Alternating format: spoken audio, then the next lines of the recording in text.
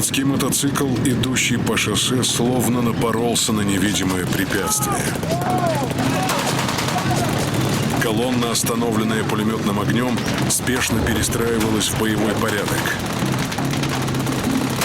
Поначалу немцы решили, что это арьергард отступающей Красной Армии. Однако уничтожить советский пулемет ответным огнем не получалось. Вскоре стало понятно.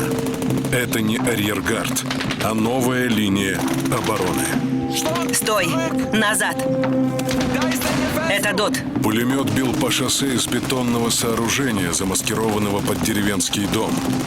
Идущие в передовом отряде мотоциклисты вышли на позиции укреплений, известных им как линия Сталина.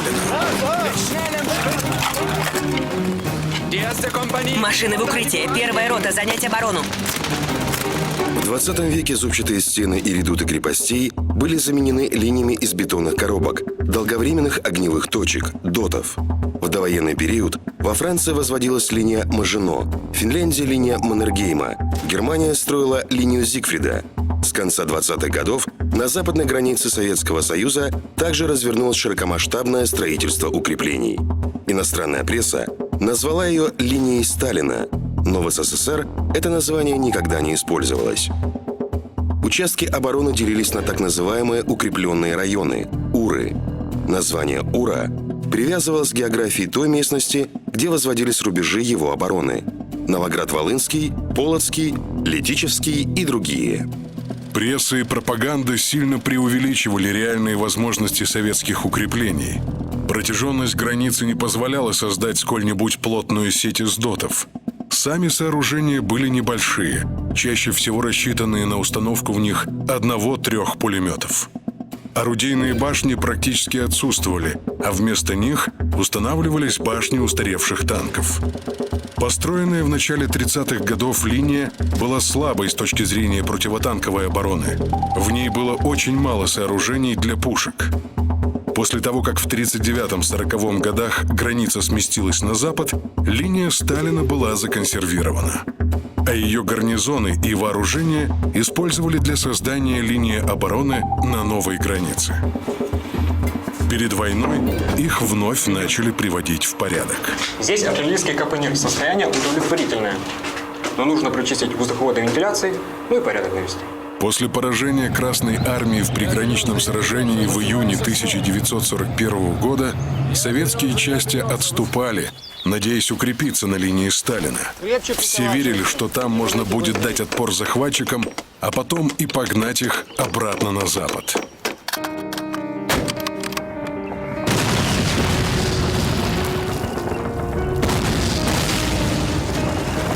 Не спи, Соков, не спи, давай! Первое орудие по головному танку, дальность 600, бронебойный, огонь! Первыми под огонь этих пушек и пулеметов на Украине попали разведчики первой танковой группы, которой командовал генерал-полковник Эвальд фон Клейст, один из самых опытных немецких командующих.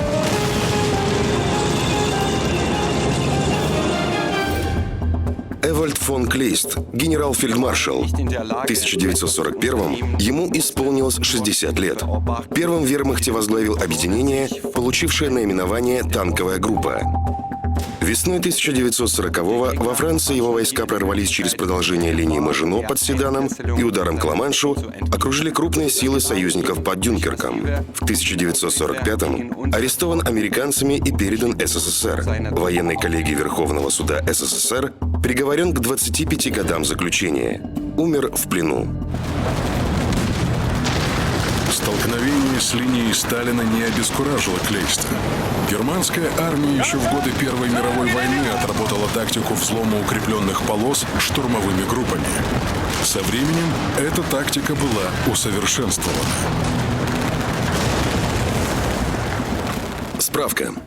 Штурмовые группы состояли из небольших отрядов пехоты, усиленных саперами и легкой артиллерией. Во время боя группы просачивались вглубь обороны, подбираясь вплотную к дотам.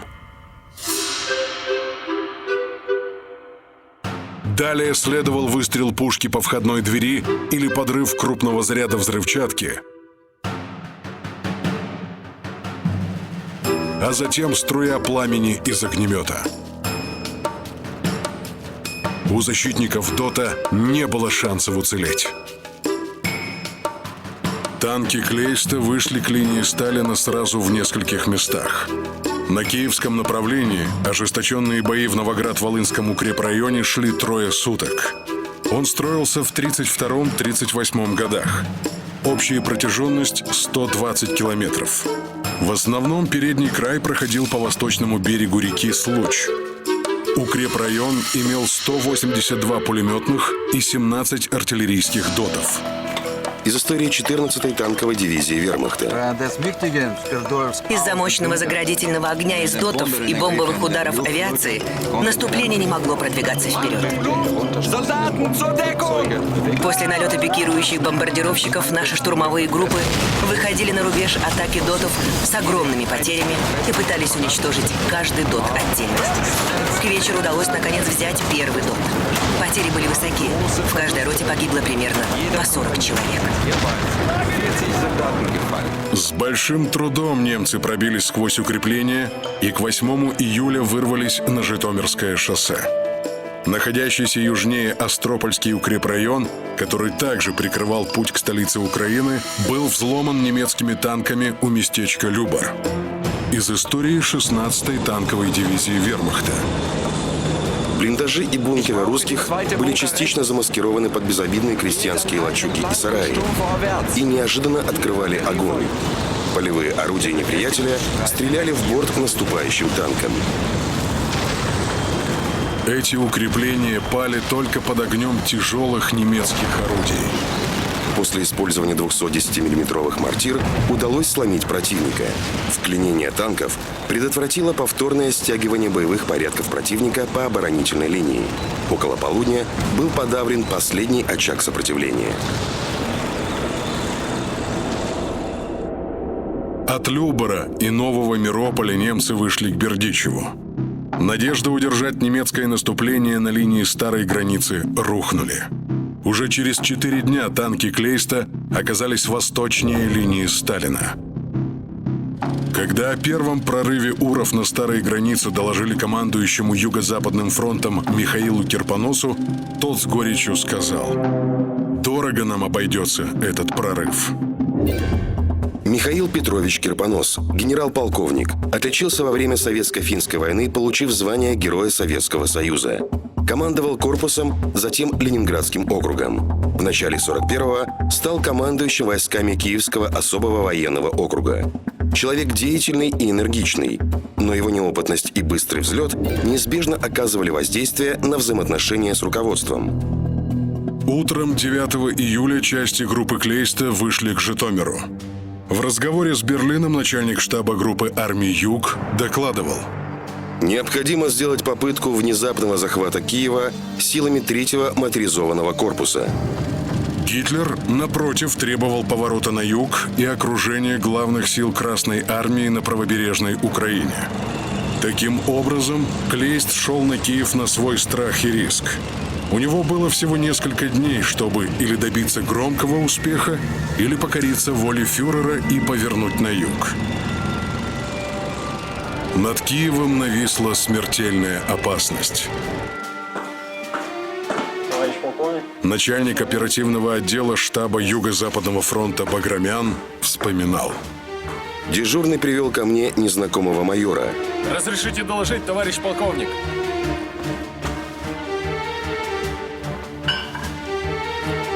У меня донесение. Немецкие танки у Житомира. Советское командование стягивало к Киеву последние резервы. Десантников, оставшихся без танков-танкистов, подразделения НКВД. В Киеве выгружались части, не успевшие занять оборону на линии Сталина. Первый бой на ближних подступах к Киеву состоялся уже через 2 дня. По Житомирскому шоссе немцы вышли к реке Ирпень.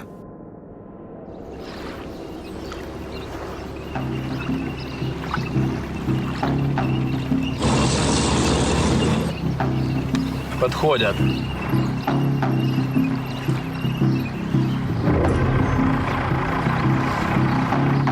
На мост все равно не сунутся.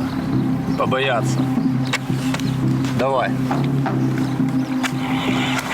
Переправа отменяется.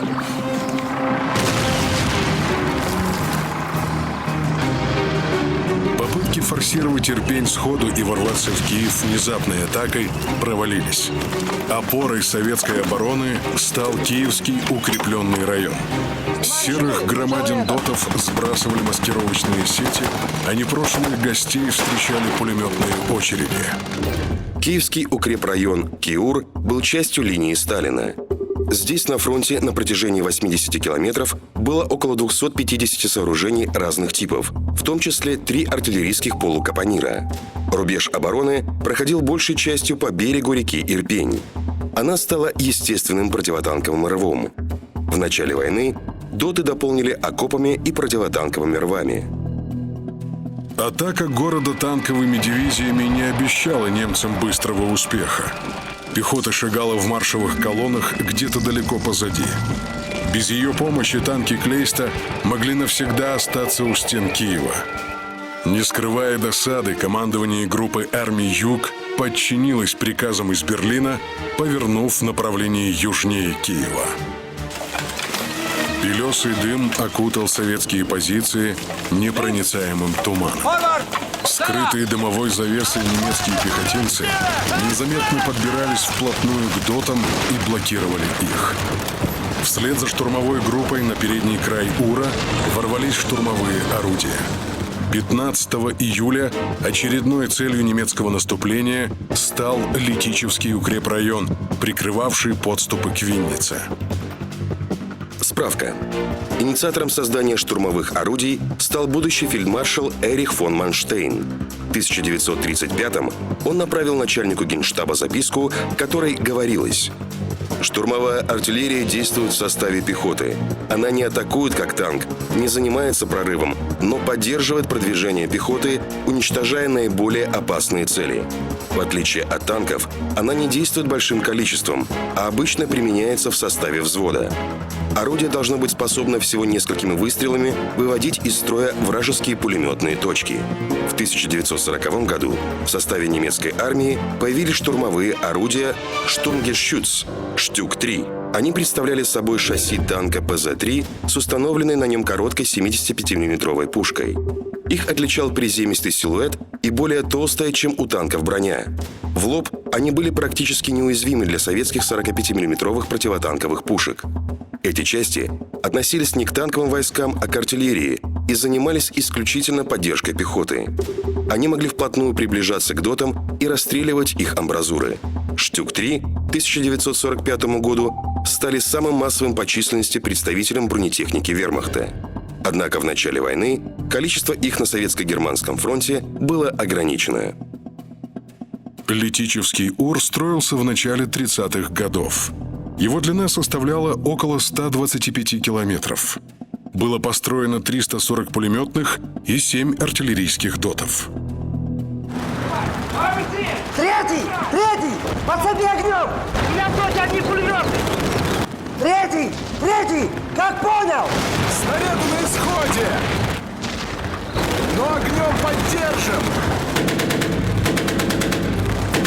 Было сделано всего 10 выстрелов, которые не могли нанести серьезного ущерба немецким штурмовым группам. Доты расстреливались немецкой артиллерией, штурмовыми орудиями и подрывались мощными зарядами взрывчатки. Из истории 4-й немецкой горно-егерской дивизии. После трехчасовой артиллерийской подготовки вступили в бой ударные группы горной пехоты и инженерно-саперные отряды. Уничтожались бункеры и блиндажи, захватывались цели. В 21:30 задача дня была выполнена на всех участках. Пробитая в обороне брешь делала практически бесполезной дальнейшую оборону. Линия старой границы была оставлена, и советские части продолжили отход на восток. Прорыв обороны Летичевского Ура вызвал серьезное беспокойство советского командования. В начале первого ночи 18 июля командующий юго-западного направления Семен Михайлович Буденный направил в ставку ВГК доклад, в котором дал удивительно точную оценку обстановки. Маршал сформулировал вполне осмысленный план дальнейших действий. Первое. Восстановить положение, бывшее до начала основного прорыва, с наличными силами фронта не представляется возможным. Второе. Дальнейшее сопротивление 6-й и 12-й армий на занимаемых рубежах может повлечь в ближайшие 1-2 дня их окружение и уничтожение по частям. Буденный Семен Михайлович, маршал Советского Союза, участник русско-японской и Первой мировой войн, человек редкой храбрости. Во время гражданской войны командовал Первой конной армией.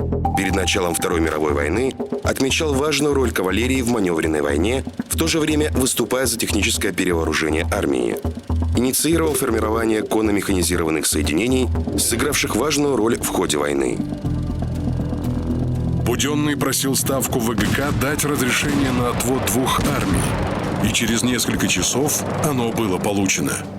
6-я и 12-я армии должны были отойти ближе к Днепру, в район Белой Церкви.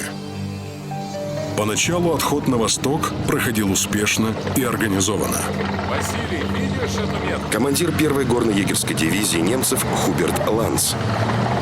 Не в силах сделать что-либо, мы можем только наблюдать, как бурые колонны отрываются от нас и уходят на восток. Начальник немецкого генерального штаба Франц Гальдер. Противник снова нашел способ вывести свои войска из-под угрозы наметившегося окружения. Это яростные контратаки против наших передовых отрядов и большое искусство, с каким он выводит свои войска из угрожаемых районов.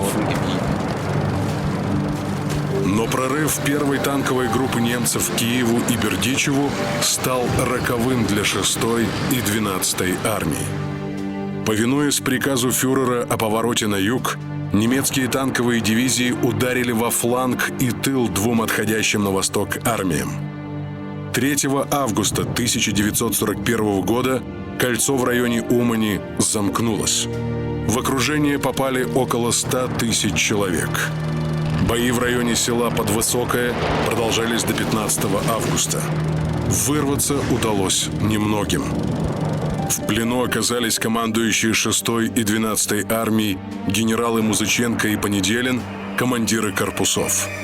Большинство пленных солдат и офицеров погибли от голода и болезней в так называемой Уманской яме, одном из первых концентрационных лагерей на территории СССР. Понеделин Павел Григорьевич, генерал-майор, командующий 12-й армией. После пленения генералов Понеделина и Кириллова сфотографировали рядом с немецкими офицерами, а листовки с фотографиями разбрасывали в расположение советских частей. Освобожден из плена в 1945 году. До 1950 года находился под следствием. Был обвинен в нарушении воинской присяги и расстрелян. Музыченко Иван Николаевич, генерал-лейтенант, командующий 6-й армией. Раненым попал в плен. Освобожден в 1945 году. Проходил проверку в НКВД. 31 декабря 1945 года возвращен в ряды советской армии. В 1947 году окончил высшие академические курсы при военной академии Генштаба. После Умани дивизии 1-й танковой группы разошлись веером до самого Черного моря. В Николаеве трофеями немецких войск стали недостроенные корабли советского Большого флота, линейный корабль, крейсер и 2 подводные лодки. Немецкие танкисты с любопытством осматривали циклопические сооружения верфей, лес кранов, завалившиеся на бок, словно выброшенные на берег гигантские рыбины подводные лодки. И только их командующий фон Клейст задавался риторическим вопросом: «А что мы здесь делаем?» Намотанные на гусеницы километры, оставленные по дороге могилы и остовы танков все дальше отодвигали немецкие войска от главной цели кампании – захвата Москвы. Затишье под Киевом длилось недолго. концу июля 1941 года, после долгого пешего марша, к городу подошла пехота немецкой 6-й армии. В ее распоряжении имелась тяжелая артиллерия, огнеметы и штурмовые орудия. Мощный удар по обороне города последовал уже 30 июля. 6-я армия атаковала Киевский укрепрайон с юга в обход рубежа на реке Ирпень. Под натиском вражеской пехоты стрелковые части отступили. Многие доты оказались в окружении. Их гарнизоны остались на своем посту, прикрывая отход и надеясь на восстановление линии фронта.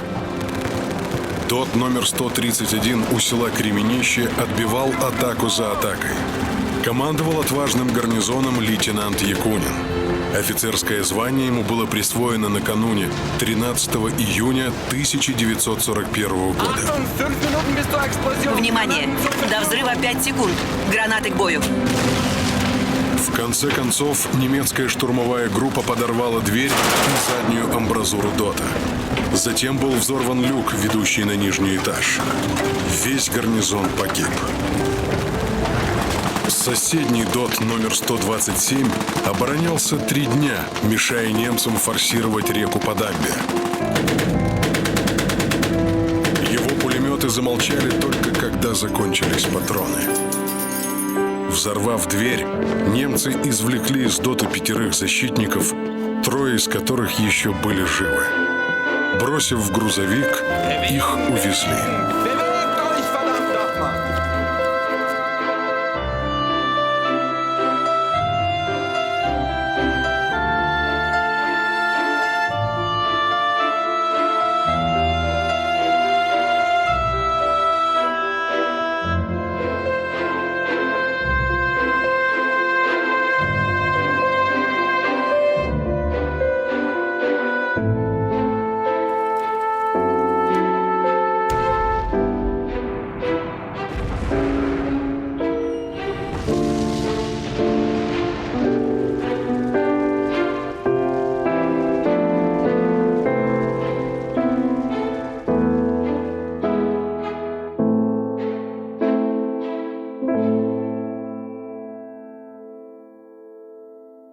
«4 августа последовал удар в полную силу. После мощной артподготовки немецкие пехотинцы атаковали в сопровождении штурмовых орудий. На левом фланге, восточнее Виты Почтовой, немцы блокировали 3 ДОТа и 1 ДОТ разрушили. 5 августа немецкие соединения вышли ко 2-й линии Ура. Этот успех стоил им дорого. Из дневника Франца Гальтера. У Киева войска группы армии Юг несут большие потери. 6-я армия ежедневно теряет до 1600 человек. Защитники Киева 3-5 августа потеряли 2200 человек. В боях на ближних подступах к городу участвовали батальоны народного ополчения. Они были неплохо вооружены и даже имели бронепоезд. Но на обучение военному делу у ополченцев было всего 2-3 недели. Многие даже не успели получить воинских документов. Часто после боя в штаб приносили паспорта, партбилеты и зачетные книжки погибших бойцов. Бои за 2-ю полосу обороны развернулись 6 августа. Из воспоминаний майора Шафаренко. Густой туман покрывал поле боя. А когда он рассеялся, мы увидели, как в районе села Красный Трактир и хутора Теремки появились ротные колонны гитлеровцев. Тревога! Немцы! Пулеметные расчеты по местам! Давай! Батареи к орудиям! Вперед! Пошел! Не останавливаясь, они разбились на взводы и отделения, а затем развернулись в цепи. Их обогнали самоходные орудия. Стреляя на ходу, все они двинулись вперед. По наступающим цепям ударили минометы и артиллерия. Опорные пункты в течение дня по нескольку раз переходили из рук в руки. Из дневника Франца Гальтера. Укрепленная полоса у Киева прорвана. На следующий день немецкая пехота вышла к пригородам Киева: Пирогово, Мышеловка, Голосеевский лес, а также к лесотехническому и сельскохозяйственному институтам. Там слева аэродром Жуляны. Жуляны? Ну и название, черт возьми. Французское, что ли? А правее выход к реке и мостам. Там Днепр. До захвата мостов через Днепр оставался один шаг. У аэропорта Жуляны занимала оборону 5-я воздушно-десантная бригада Александра Радимцева, будущего героя Сталинграда. Советские десантники носили униформу, близкую по покрою и знакам различия к летной. В 1941 году десантники чаще всего использовались как элитная пехота. Они обладали хорошей выучкой и высоким боевым духом. В ночном бою это играло существенную роль. Атаковать будем по команде. Полный рост. Бегом. Не останавливаться и пулям не кланяться. Раненых подберем потом. Вопросы есть? Напряг! Радимцев позднее написал о часах перед атакой. «Я верил, что бой мы выиграем». Радимцев Александр Ильич, генерал-лейтенант, дважды Герой Советского Союза. Первую звезду героя получил в Испании. Человек редкой храбрости. В начале войны командовал 5-й воздушно-десантной бригадой. Прославился во время обороны Сталинграда, командуя 13-й гвардейской стрелковой дивизией. С 1943 года командир 32-го гвардейского стрелкового корпуса, с которым дошел до Праги. Солнце уже садилось, и казалось, что очередной день боя завершен. Неожиданно в 9 вечера 8 августа в районе аэропорта ударила советская артиллерия. Через 10 минут началась атака. Немецкие пехотинцы не поверили своим глазам. В контратаку на них шли летчики.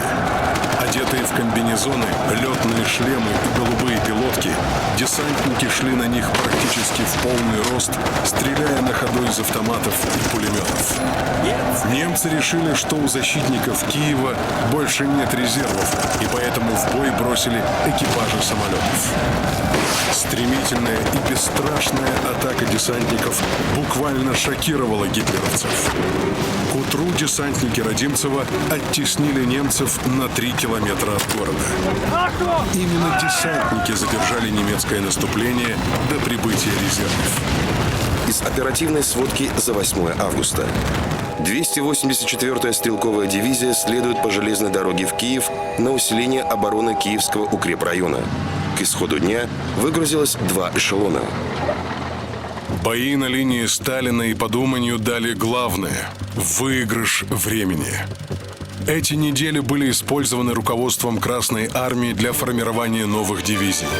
Они обучались и вооружались в тылу, чтобы в решающий момент оказаться на поле боя. 2 свежие дивизии прибыли в Киев как никогда вовремя. Вновь образованная 37-я армия перешла в контрнаступление и к 14 августа освободила Теремки, Тарасовку, Чабаны, Новоселки и Пирогово. Были деблокированы доты номер 205, 206 и 207, которые в течение нескольких дней вели бои в окружении.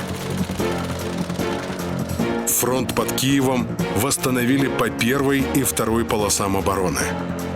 Сводки второй половины августа походили одна на другую. Противник активности перед фронтом не проявляет. Во время августовских боев на ближних подступах Киев продолжал жить нормальной жизнью. В городе не было перебоев в подаче электроэнергии и воды, о работе городского транспорта. Работали театры, библиотеки, кинотеатры, цирк. Горожане верили, что Киев удастся удержать.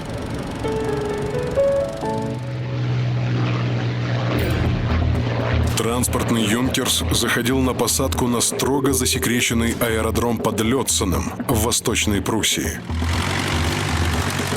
Генерал Гудериан, отец немецких танковых войск и командующий 2-й танковой группой, в последний раз перебирал взятые с собой бумаги. 23 августа 1941 года он прибыл в ставку фюрера, чтобы убедить Гитлера изменить принятое решение. Незадолго до этого фюрер приказал наступать в первую очередь не на Москву, а на Украину и Крым. Сменить стратегию «Барбароссы» Гитлера заставило упорное сопротивление советских войск на Украине, из-за которого образовался гигантский балкон на фланге группы армий «Центр». Также Гитлера беспокоила активность советской авиации, летавшей из Крыма бомбить румынские нефтепромыслы. По новому плану 2-я танковая группа Гудериана должна была двинуться на юг, в тыл советскому Юго-Западному фронту. Во время доклада на совещании в Волчьем логове у Гудериана появился шанс убедить Гитлера изменить решение о повороте на Киев. Гудериан подробно описал все возражения армейского командования. Надвигающуюся зиму, важность Москвы как узла дорог, необходимость сбережения ресурса танков перед решающей битвой. Гитлер внимательно выслушал, но затем в резкой форме отверг все аргументы генерала. Мои генералы ничего не понимают в военной экономике. Дискуссия завершилась, не успев начаться. Основная мощь немецких войск теперь нацеливалась на Киев. В ночь на 30 августа 1941 года гладь ночного Днепра в районе Кременчуга неожиданно осветилась десятками прожекторов. Загрохотали пулеметы и загремели артиллерийские залпы. Немецкие саперы столкнули в воду лодки и двинулись через реку. Сопротивление роты красноармейцев немцы подавили довольно быстро.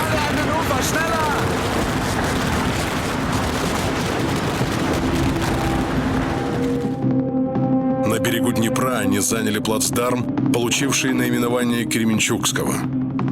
Поначалу он не вызывал беспокойства у советского командования, поскольку здесь находилась только немецкая пехота. Главным же врагом являлись немецкие танки. Движение 2-й танковой группы Гудериана на юг заметила советская разведка. Ставка решила сдержать его фланговыми ударами Брянского фронта генерала Еременко. Но попытки остановить движение Гудериана на юг ничего не дали. У Еременко имелась всего 1 танковая дивизия. Добиться решительного результата только пехотой он не мог. 10 сентября танки Гудериана вошли в Ромны, находившиеся глубоко в тылу защитников Киева. Командование Юго-Западного фронта запросило разрешение на отход. Ставка тянула с принятием решения. Она еще считала возможным сдержать продвижение танковой группы Гудериана в тыл Юго-Западного фронта. От Кременчугского плацдарма Гудериана отделяло немалое расстояние – 180 километров по прямой. Пехота на самом плацдарме существенной опасности не представляла. А танки Клейста в тот момент находились далеко на юге, в низовьях Днепра. А вот отход от Днепра мог привести к разгрому советских войск на марше. Чтобы избежать повторения Уманской трагедии, отвод войск от Киева не позволили. С точки зрения тех сведений о противнике, которые имелись у советского командования в первой декаде сентября, такой выбор казался вполне разумным. Усложнялась ситуация стремлением удержать Киев. В 37-й армии, оборонявшей город, было около 100 тысяч человек. На переговорах с начальником генерального штаба Шапошниковым в ночь на 11 сентября Кирпонос запросил разрешение снять эту армию с обороны Киева и использовать ее против прорвавшихся в тыл немецких войск. Шапошников отклонил это предложение, рекомендовав снимать дивизии с других участков. Через несколько часов с той же просьбой обратился в Москву командующий юго-западного направления Буденный. Утром 11 сентября он писал: К данному времени полностью обозначили замыслы противника по охвату и окружению Юго-Западного фронта с направления Новгород-Северский и Кременчуг. Буденный предлагал или отвод всех войск на восток, или оставление Киева с высвобождением сил из Киевского укрепрайона. Однако Верховному командованию все еще казалось, что положение можно исправить без сдачи Киева врагу. В этот же день, 11 сентября, состоялся разговор между командованием Юго-Западного фронта и Сталиным. Сталин напомнил Кирпоносу о катастрофе под Уманью. Ваше предложение об отводе войск на рубеж реки Псел мне кажется опасным. Если обратиться к недавнему прошлому, то у вас был более серьезный рубеж – река Днепр. И несмотря на это, при отводе войск потеряли 2 армии, а противник на плечах бегущих войск переправился на другой день на восточный берег Днепра. Какая гарантия, что то же самое не повторится теперь? Позднее появилась легенда, что Сталин проявил упрямство и стремился удержать Киев любой ценой. Это не так. Он лишь ставил условием отхода организацию обороны на рубеже реки Псел и контрудары по наступающим войскам Гудериана. Приказ звучал однозначно. Киева не оставлять и мостов не взрывать без разрешения Ставки. Буденного, который твердо отстаивал идею отхода, отстранили от должности главкома, назначив на его место маршала Тимошенко. Фронту выделялись резервы, но их численность была куда меньше 100 тысяч человек, которые дала бы сдача Киева. Немецкие танки один за другим въезжали на шаткий настил понтонного моста. За пеленой дождя не было видно противоположного берега. К гигантскому 2-километровому наплавному мосту через Днепр под Кременчугом вышли основные силы первой танковой группы Клейста. Советская разведка просто не успела отследить этот быстрый бросок немецких танков с юга. Переправа продолжалась всю ночь. А с первыми лучами солнца танки Клейста перешли в наступление. Советское командование готовилось отражать угрозу с севера, однако смертельный удар последовал с юга. Быстрый прорыв первой танковой группы навстречу второй шокировал советское командование. Вечером 13 сентября начальник штаба Юго-Западного фронта генерал-майор Тупиков отправил сводку с тягостной картиной происходившего. Прорвавшемуся на Ромны Лохвица противнику пока кроме местных гарнизонных истребительных отрядов ничто не противопоставлено, и продвижение идет без сопротивления. Начало понятной вам катастрофы – дело пара дней. Кирпонос вновь предложил оставить Киевский укрепрайон, чтобы ликвидировать угрозу окружения. Шапошников колебался. Считаю, что мираж окружения охватывает прежде всего военный совет Юго-Западного фронта, а затем командующего 37-й армии. А окружение из миража превратилось в реальность. 14 сентября после проливных дождей установилась ясная и солнечная погода. В 18:20 у Лохвицы встретились передовые отряды 2 немецких танковых групп. Согласно подсчетам штаба Юго-Западного фронта, в окружение попали 532 тысячи советских солдат. Лишь 16 сентября полковник Баграмян вылетел в Прилуки с приказом Тимошенко. В создавшейся обстановке единственно целесообразным решением для войск Юго-Западного фронта считаю организованный отход. Кирпоносу так долго запрещали отходить, что, получив долгожданный приказ, он первым делом усомнился в нем, потребовав письменное распоряжение. Баграмян ответил, что маршал приказал передать приказ устно. Оставлять Киев без письменного приказа Кирпонос отказался. Но остальные армии получили немедленный приказ на отход.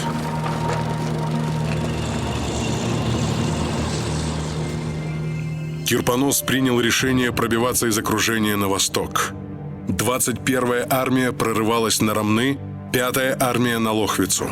37-я армия после выхода из Киевского укрепрайона должна была действовать во втором эшелоне 5-й армии. 26-я армия двигалась на Лубны. Разрешение на оставление Киева Ставка дала 17 сентября в 23 часа 40 минут. На следующий день двинулся на восток штаб фронта. В ночь на 19 сентября части 37-й армии отступили из Киева и отошли на восточный берег Днепра. Командир 4-й дивизии войск НКВД полковник Мажирин. День 19 сентября выдался на удивление солнечным и теплым. Часов в 11 утра фашисты открыли ураганный огонь по юго-западным окраинам города и двинулись к мостам. Сигнал! И мы со своего командного пункта увидели столбы огня и дыма над железнодорожным мостом. Взлетел на воздух Дарницкий мост. Облитый смолой и бензином, вспыхнул деревянный Новодницкий мост. После взрыва мостов 37-я армия двинулась к Яготину, но организованного прорыва не получилось. С 16 по 20 сентября произошло расчленение войск Юго-Западного фронта на несколько очагов сопротивления. К 20 сентября их образовалось 6. Части 26-й армии в 20-30 километрах к северо-востоку от города Золотоноша. Войска держались до 24 сентября в районе Оржицы.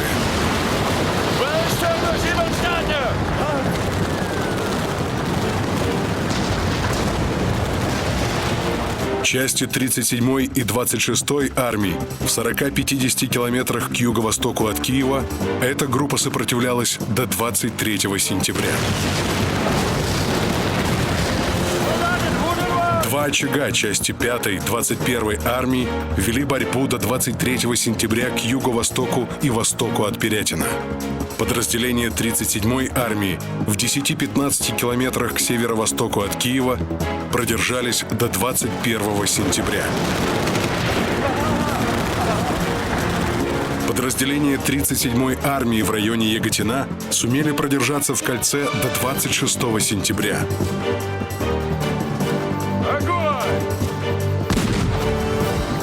Ни о какой массовой сдаче в плен речи не было. Окруженные держались до полного исчерпания возможностей их сопротивления.